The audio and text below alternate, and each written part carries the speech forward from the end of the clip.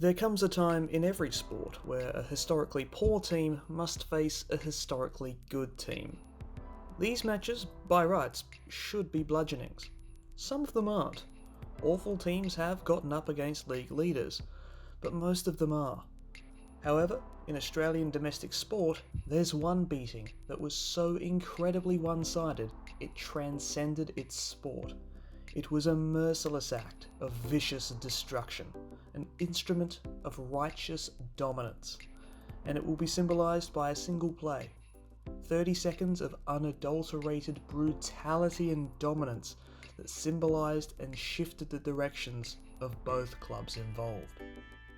But first, some context. The Geelong Cats are just under halfway through a streak of 10-win seasons that began in 2004 and hasn't looked like stopping even as this video is being released in 2021. This has resulted in 2 premierships, the last of which was 2 years prior to this match in 2011. Head coach Chris and/or Brad Scott is in his first season and has his inherited squad of superstars in second place. Meanwhile, the Melbourne Demons are lurching around the bottom of the table like a malfunctioning Roomba. Since Neil Danaher's departure in 2007, the D's have appeared rudderless, removing their president and CEO and appointing 3 different captains in 4 years. Awful drafting and worse player development has left them in a continuous rebuild which has resulted in 2 wooden spoons. Things are looking up though, with the rebounding D's in the top 8 as recently as a month ago. They were actually one of the best, worst teams ever. Well, right up until the first bounce at Skilled Stadium on the 30th of July 2011. Now, 2011 was a fine year for connoisseurs of one-sided beatings. The introduction of the Gold Coast Suns gave most teams, the chance to run up the score on a bunch of children. Their first game was a 20-goal loss to Carlton, almost immediately followed by a 90-point loss to... oh, wow. Essendon decided to join the fun, piling on a record first quarter score in a performance that defied belief, and this was even before they started roiding up. North had also been battered by Collingwood to the tune of 87 points, and the week after Essendon's win, the Demons again put a team to the sword. Another 20-goal beating was handed out by West Coast. Melbourne felt the other side of a 90-point beatdown before immediately bouncing back and returning one in kind. Carlton became the first side to notch a second 100-point win, and Collingwood gave a similar performance of their own. 1 week before this match, that awful 2011 Adelaide side got given their ultimate belting at the hands of St Kilda. And yet, despite their clear superiority over most of their foes, Geelong hadn't joined this club yet. Sure, they'd handed out some 10-goal wins, but these were warning shots. They hadn't demolished a team yet. They hadn't needed to. But they were about to. Melbourne's day didn't start well at all. Their reserves were trounced by Geelong's reserves to the tune of 128 points, and their seniors were all too ready to follow their example. Bartel really didn't take too long to score, and then it just blew the hell out. After this, Jack Watts was moved behind the ball to limit the damage. But as with most things that man did on a football field, it didn't work. The Cats entered the quarter-time break almost 50 points up. The Demons entered it having not scored a goal. These supporters would have been looking to the example set by Essendon earlier in the year. Have a dominant first quarter, then take the foot off the gas as the rest of the game is just garbage time. The Cats didn't do that. They unleashed the highest scoring second quarter in club history and came within a shout of Adelaide's all-time second quarter score record. But that Adelaide drubbing came against Fitzroy, a team 3 months away from dying outright. This onslaught was against a side that was in finals contention, that had beaten 2 sides by 90 points itself. This was just pure assertiveness. Melbourne offered slight resistance, with Lyndon Dunn scoring a gimme, but it was to be their only goal of the half. Cameron Mooney, in his twilight hours, scored 5 in a half. To contrast, Star D's midfielder Brent Maloney went statless. No disposals, no tackles, no 1%ers, no nothing. And Mooney wasn't the only one who was firing. Bartel, who'd scored the first, would score another and rack up 29 disposals.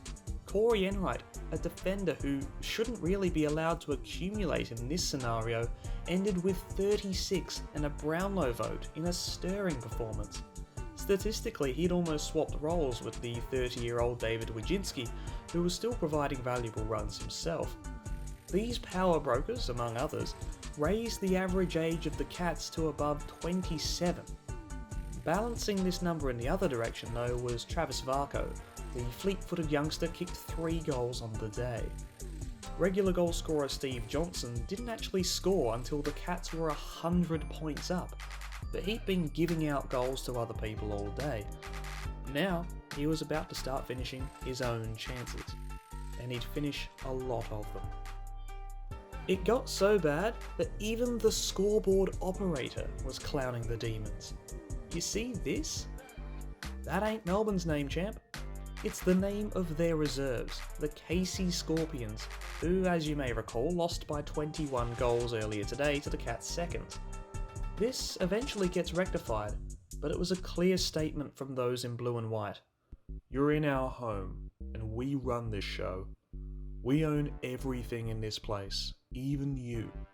You are inferior as a matter of fact. You are scarcely worth the time we're wasting on you. We will call you whatever we want to call you. And all of this dominance was the prelude to this. Jimmy Bartel, with the ball next to the point post in the Demons' forward line. If this is any other opponent, any other game, he lets this ball go out of bounds for a harmless throw-in. But he doesn't. And all that's left to do is let history play out. Bartel, well, to get that in, that is amazing. To take the game on in those circumstances. Why would you do it? That's a team under no pressure. No pressure at all. Just wanting to do what they want. Wojcinski, he just runs away from them with speed. He might be 30 years of age, hasn't lost any of it. Kelly to Ling, Varco's on the move, set up beautifully, might go all the way himself, runs inside 50, unselfishly, Johnson, another training drill. This isn't supposed to happen. Demons are not supposed to be vanquished this easily.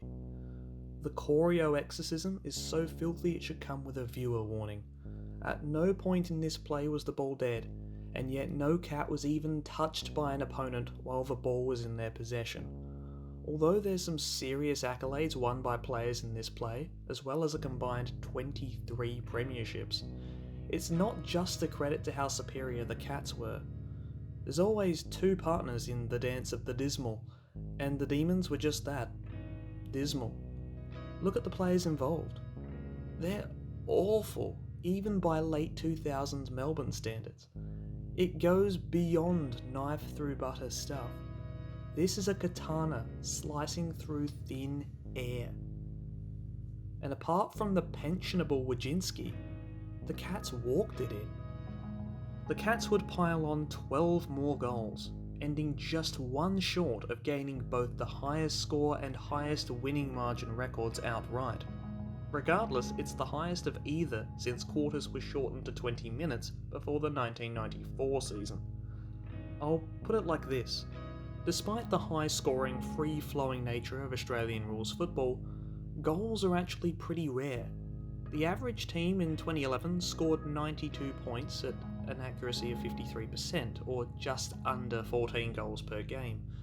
Geelong, not including this humiliation, scored 110 at an accuracy of 56%, around 16 goals per game. During the 2 hours or so of general playing time, this means a goal is only scored every 7.5 minutes, even by the elite clubs. That's less than a point per minute. Discounting stoppage time, the average team scores 1.1 points per minute, with Geelong averaging 1.4. This is how football is supposed to move. It's deceptively slow, making you earn your chances, a hand-cranked machine moved by blood, sweat, tears. Then, on a mild day in 2011, Geelong came along with a V8 motor. They scored a goal every 3.5 minutes. Football doesn't go this fast. It wasn't designed to. Rules were brought in so that it couldn't. Tactics exist so that it shouldn't. And yet it did. And this number here is the most remarkable. 2.92 points per live minute of play. No team has ever come close. Except, of course, for the previous record holders, Geelong themselves. And there's more than a few names who appear in both of those squads. In fact, they generated a whole host of remarkable numbers on that day in 2011. Johnson ended up kicking the same number of goals as the whole Melbourne lineup, and set a single game record for goal assists that no one has ever come close to. Melbourne collected only 53 disposals in the second term. Joel Selwood, one man, gathered only 10 less throughout the game. 18 men each spent 30 minutes on a football field and barely limped past what one man did in less than a quarter of that time. Mackenzie was the only demon above 20 disposals. He had nearly 10% of his team's total. He was beaten by 9 Geelong players. Not including the subs, 5 Geelong players failed to reach 20. Of those 5, 4 scored goals. Everyone had played their part. Well, except you. Alan Christensen notched 7 tackles as the sub in 43% of game time. Only 4 demons would beat him on the day. All but one played twice as many minutes. Only 7 cats failed to score. All but one of those 15 scored a goal. All but 5 of them kicked multiple goals. And a ridiculous amount of Geelong's record-equalling 37 goals came directly from centre bounces. That shouldn't happen, but it was par for the course in an unprecedented season of thrashings. The abletless Gold Coast Suns were the next to be sacrificed, and then teams began to follow the Cats' example. Port Adelaide suffered back-to-back 20-plus goal batterings, and even the mighty Pies couldn't escape the wrath of the Cat. All in all, there were 45 wins by 10 goals or more in 2011, and no team managed to avoid being a part of these bludgeonings in some way or another. Insane, even more so when 7 teams are on both sides of that ledger. Even more insane, 30% of the 80-point plus hammerings in this season in some way involve the Melbourne Football Club. 30%. That's stupid. And of course Geelong won the flag that year, and this was the play that embodied their dominance of 2011. This was a middle finger, a symbol of superiority, and they would go on to become a fixture of the finals for another decade to come. Melbourne, meanwhile, would soon wish for these happier times. After sacking their coach and again having to rotate other leadership positions, they dropped like stones, proving the value of Dean Bailey and Jim Stides. Both of these men passed too soon, and sadly the last Melbourne teams either of them would see would finish 17th. The D's would find a resurgence though, albeit in their typical sporadic and inconsistent manner. The first final that they would play after the 2011 battering came 7 years afterward, and the list looked, shall we say, different. None of the demons involved in the Corio Exorcism wore the red and blue in 2018. Only one player from their entire 22-man squad that day made it, their game's record holder. Only their very best could survive this. The others suffered various fates.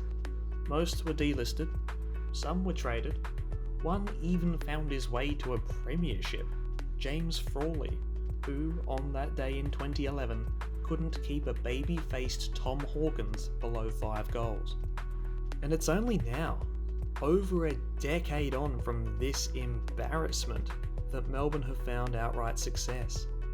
They can't embarrass themselves anymore. Oh, well, they still can. Oh boy, they still can.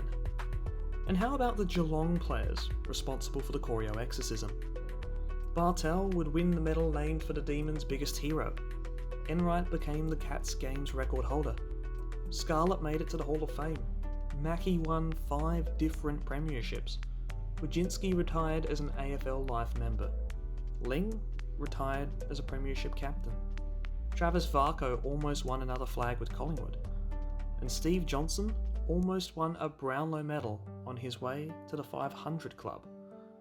The greatness inherent in these men is as staggering as the inferiority of their direct opponents that day. They didn't need to do what they did. No, they had to. And I'm glad they did, because what they produced was an elite moment.